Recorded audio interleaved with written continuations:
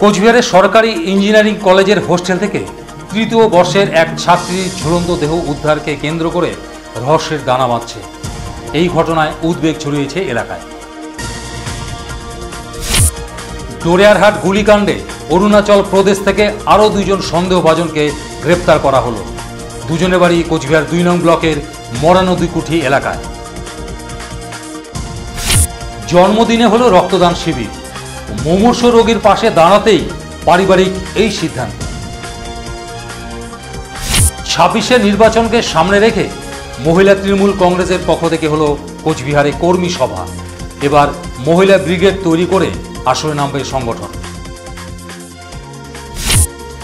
কামতাপুরী ভাষাকে অষ্টম তপশিলির আওতায় আনার দাবিতে কোচবিহারে হলো গণ ডেপুটেশন।